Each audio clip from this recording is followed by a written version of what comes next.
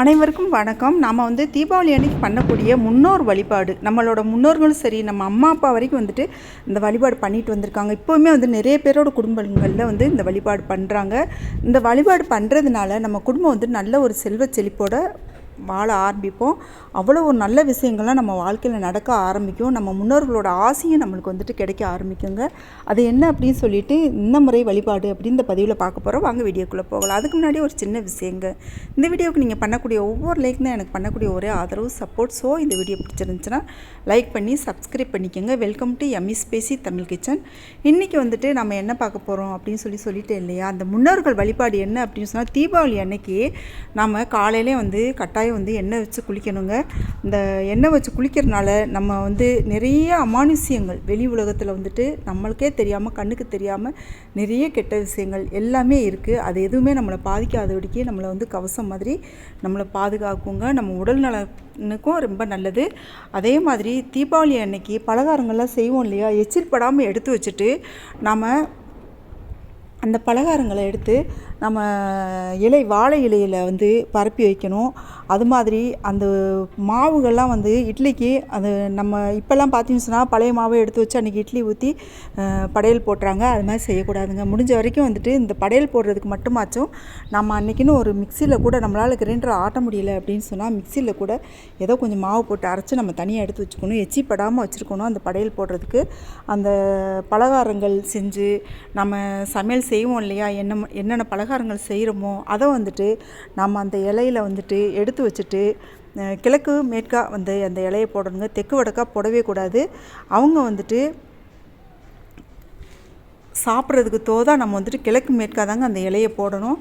போட்டுட்டு நம்ம அவங்களுக்கு முன்னோர்களுக்கு இந்த வாழை இலை நுனிப்பகுதி இருக்கு இல்லையா, முனைப்பகுதி, அது இடது பக்கம் வர்றது மாதிரி, அப்படி உட்காந்து சாப்பிட்ற மாதிரி இடது பக்கம் வர்றது மாதிரி வச்சு நீங்கள் படையல் போடணுங்க. படையல் போட்டுட்டு நீங்கள் என்னென்ன விதமான பலகாரங்கள் செஞ்சுருக்கீங்களோ அது எல்லாத்தையுமே பாருங்கள் அந்த இலையில் பரப்பி வச்சிடணும். அதுக்கு முன்னாடி நாம் அந்த பலகாரங்களோட கொஞ்சம் சர்க்கரையும் வைப்பாங்க. ஒரு சிலர் வைப்பாங்க, ஒரு சிலர் வைக்க மாட்டாங்க. நாட்டு சர்க்கரை ஒரு சிலர் வைப்பாங்க, ஒரு சிலர் வைக்க மாட்டாங்கங்க.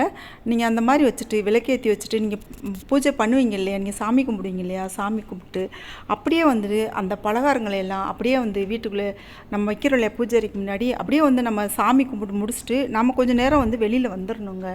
வெளியில் வந்துடணும். அங்கேயே நம்ம நின்றுட்டு இருக்கக்கூடாது. சாமி கும்பிட்டு முடிச்சிட்டோம், வழிபாடு பண்ணி முடிச்சிட்டோம் அப்படின்னு சொன்னால் விளக்கேற்றி வச்சுட்டு தீப தூபம் எல்லாம் காட்டிட்டு இந்த பலகாரங்கள்லாம் எடுத்து வச்சுட்டு நம்ம புது துணியெல்லாம் சந்தன குங்குமம் தொட்டு வச்சுட்டு நாம் வச்சுட்டு நம்ம கொஞ்சம் நேரம் வெளியில் வந்துடணுங்க. அப்போ நம்மளோட முன்னோர்கள் எல்லாம் அந்த பிரசாதங்களை பிரசாதமாக ஏற்றுக்கிறாங்க. தெய்வங்களும் சரி, நம்ம முன்னோர்களும் சரி ஏற்றுக்கிறாங்க அப்படின்னு சொல்லி ஒரு ஐதீகங்க. நீங்கள் இது செஞ்சு பாருங்கள். இது முன்னோர்கள் எல்லாம் வழியாக நம்ம பல தலைமுறையாக செஞ்சு வந்துக்கிட்டு இருந்த விஷயந்தான் இது. இப்போ ஒரு சிலர் குடும்பங்களில் இதை மறந்துட்டாங்க. இந்த வழிமுறையை விட்டுட்டாங்க. ஆனால் அது மாதிரி வழியாக செஞ்சு வந்ததை நம்ம விடக்கூடாது. ஆனால் புதுசாகவுமே நம்ம இது மாதிரி செய்யலாம். நாங்கள் முன்னாடி செஞ்சுருந்தா மட்டும்தான் செய்யணுமா அப்படிலாம் இல்லைங்க. புதுசாகவே நம்ம இந்த மாதிரி நம்ம வழிபாடு பண்ணுறோம் இல்லையா, அந்த என்ன செய்யணும்னா நம்ம முன்னோர்களையும் நினச்சிக்கணும்.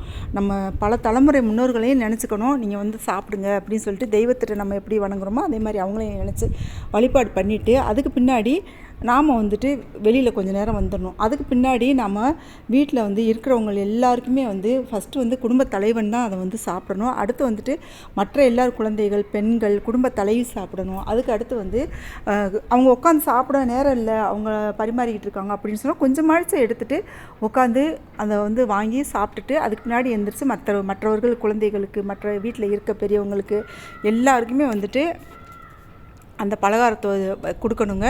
நீங்கள் பாருங்களேன், நீங்கள் அந்த மாதிரி வச்சு சாமி கும்பிட்ட பலகாரத்தை சாப்பிட்றதுக்கும் நீங்கள் மற்ற பலகாரங்களை சாப்பிட்றதுக்கு இது கொஞ்சம் சப்புன்னு டேஸ்ட் குறைஞ்சிருக்கும். எதனால் அப்படின்னு சொன்னால் அவங்க சாப்பிட்டுட்டு போயிடுறாங்க அப்படிங்கிறது ஒரு ஐதீகம். நம்ம முன்னோர்கள் அந்த பலகாரங்கள் சாப்பிட்டு போயிடுறாங்க அப்படின்னு சொல்லுவாங்க.